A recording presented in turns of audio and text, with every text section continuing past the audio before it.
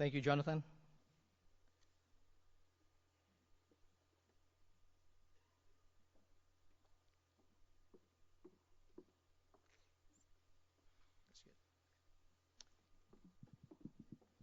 Good morning, everyone. My name is Roy. I come from the Philippines. I work for the Philippine Navy. I'm glad to be here. I'm here with my colleague, Edison. Bong, please rise to be recognized. Also a Navy officer. That was 30 seconds, Bong. I'll try to cram as much possible information I could in 15 minutes. If I may be going fast, please bear with me. I'll try to share with you the current efforts of the Armed Forces of the Philippines in dealing with insurgency, a secessionist movement, and terrorism. The Philippines is a country of 7,107 islands at low tide. At high tide, it's only 7,000. We lose almost 100, around 100. We have 100 million people. We are a developing country trying to aspire for status of a newly industrialized country. We have common issues and concerns that developing countries face, except that we have three insurgency problems which we are currently facing. The first is the communist insurgency, which has been there since 1969. I would say it is one of the longest running insurgencies in the world. The intent of the insurgents is to change the form of government from a democracy to a communist form. Their method is to a protracted people's war, encircling the cities from the countryside. The armed component of the communist movement reached a peak of 25,000 sometime in the mid-1980s. Today they are down to around 7,000 or 8,000. However, they shifted their effort from being an armed component. They now have a legal component. The legal component will always be there to support the armed component. No matter how they say or how they try to rebrand themselves, they would still be a communist insurgency. The legal component has four sub-components which we are very much concerned with. The first would be mass open demonstrations.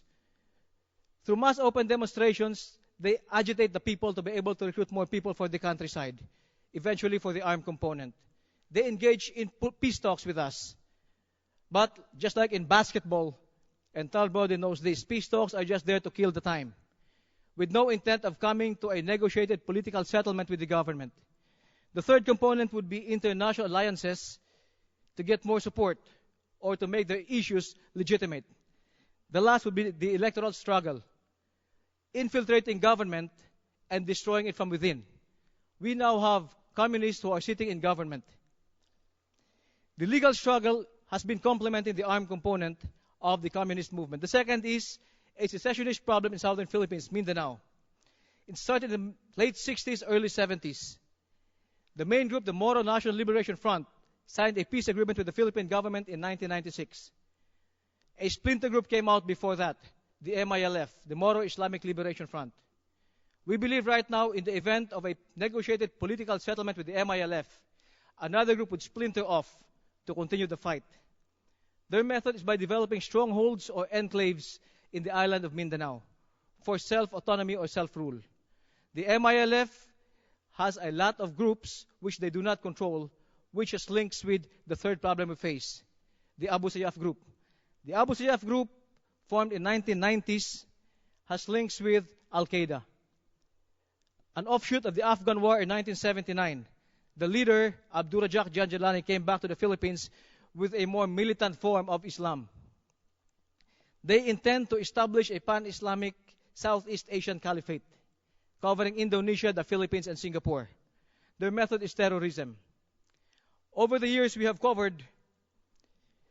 approached them with different campaign plans which focus basically on body counts, firearms recovered, and areas cleared. This, from my perspective, is a palliative approach. We are only looking at the symptoms, not the center of gravity, which is the collective leadership and the issues which they ride on, which serves as the lifeblood or the oxygen they thrive on. Furthermore, Abu Sayyaf served under Abdul Rasul Sayyaf, one of the 7 commanders who fought the Russians. Their strategy is jihad and dawah. They have links with Al-Qaeda. The brother-in-law of UBL, Muhammad Jamal Khalifa, sent funding to them in the mid-90s to the late 90s.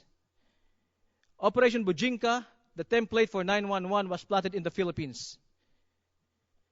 Flight 434 detonated. They tested a explosive device. Ramzi Youssef was there. And he mentioned during his trial before his conviction, yes, I'm proud to be a terrorist, so long as the target is the U.S. government and Israel. Looking at the operational direction of the insurgency, we could see that 80% of their effort is directed towards propaganda, from base building to mass building, party building, and army building. The remaining 20% would focus only on the capacity for military action. Our previous campaign plans have been trying to focus more on the capacity for military action. No wonder they could regenerate their forces. We tried to come up with a study to form a different campaign plan, a paradigm shift. Right now, 80% of the effort of this plan will be borne by the stakeholders, the other government agencies, the Filipino people. Only 20% will be the responsibility of the armed forces through focused military operations. Not only military operations, which would more or less be conventional to semi-conventional, but focused military operations, implying special mission units. The plan is called Bayanihan, which means togetherness. It simply tells us that terrorism and insurgency is a problem not only of the military, but the whole Filipino nation. Everybody has to be involved in it. The plan has imperatives, concepts, and approaches. The imperatives are the whole of nation and people-centered. Our constitutional mandate is to protect the people and the state. and the state. We focused more then on being protectors of the state at the expense of the people. We have 4 concepts here. Security sector reform. All our actions must contribute to the closure of all armed conflict. We must support peace and development efforts and the conduct of focused military operations. In the conduct of focused military operations, we will be the supported effort. All others, we will be supporting other government agencies.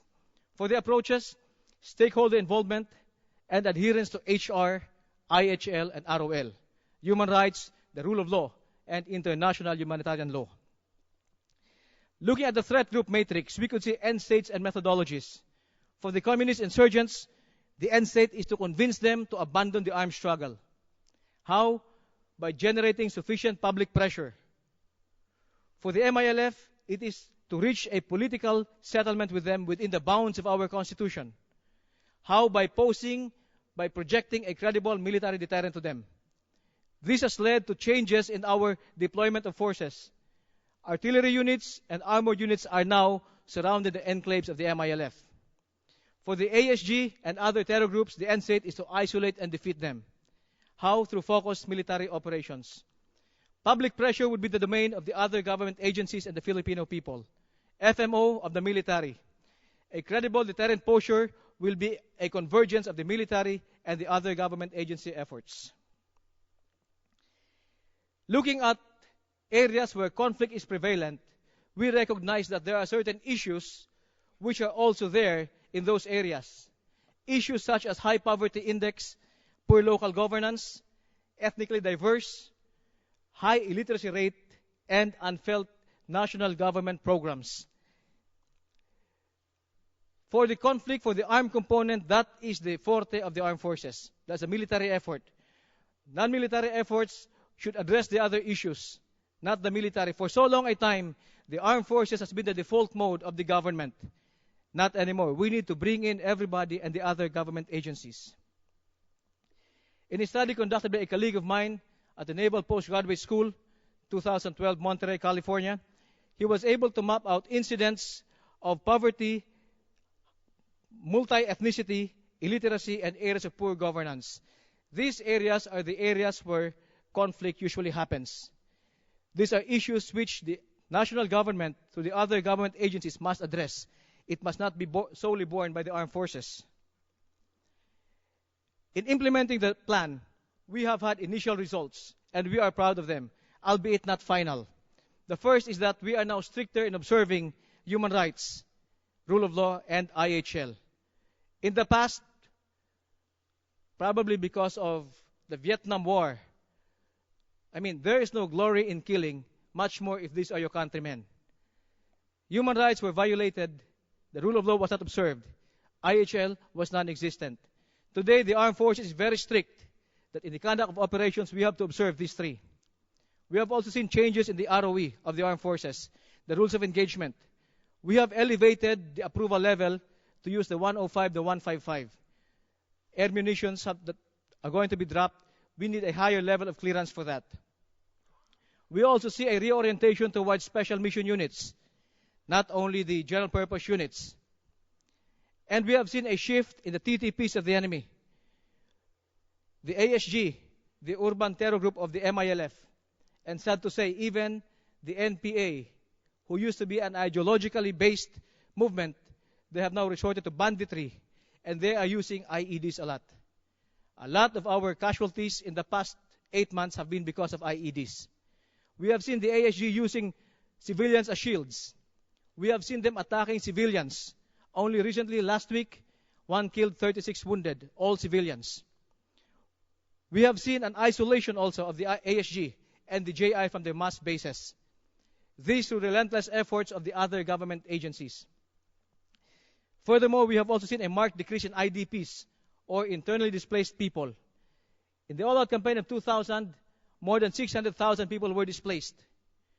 We may have achieved a military victory, but the cost and post-conflict reconstruction may have deemed it irrelevant. The different departments of government, education, social welfare, public works, everything, they had a bigger problem to solve after the military objective was accomplished. What are the challenges that we face currently? We need more technical capability for maritime domain and land-based threat awareness. We have a very long southern border with Indonesia and Malaysia. The Abu Sayyaf kidnapped tourists from a resort in Malaysia, brought them into the Philippines, nobody knew. Kidnapped tourists from a western resort in the Philippines, brought them down south, nobody knew they were there. 24/7 awareness of our southern borders is one great challenge that we face. The next would be the perception between general purpose and special mission units. At the highest level, this would be a resource battle. But the threat dictates that we need more special mission units. We don't face a conventional enemy. Not even the saber rattling of China. Or the US will take care of that. We need more special mission units, hopefully, to be able to address ASG, JI, MILF, urban terror groups, and the bandits who used to be the NPAs. There's also a concern on the links between threat groups, local politicians, and opportunists, especially with the forthcoming elections in the Philippines next year, May of next year. A lot of these local criminal groups would engage in resource generation through kidnap for ransom. Second to the last would be ownership by the local government units and the other government agencies of the plan. We need more buy-in from them. We need to inform them through strategic communications. This is not an AFP plan. It is a Filipino plan. The last would be capacity building at the local government unit level. We need to improve the capacity for the local leaders to be able to assume full responsibility, if not even only primary responsibility, of implementing the plan. Insurgency is a political problem. It needs a political solution. The policy and strategy match must be observed. Without the policy, the military strategy will be amiss. Ladies and gentlemen, 22 seconds more. I was able to present to you the current AFP campaign plan, which we call IPSP, Internal Peace and Security Plan Bayanihan, One Nation, One Effort. Thank you.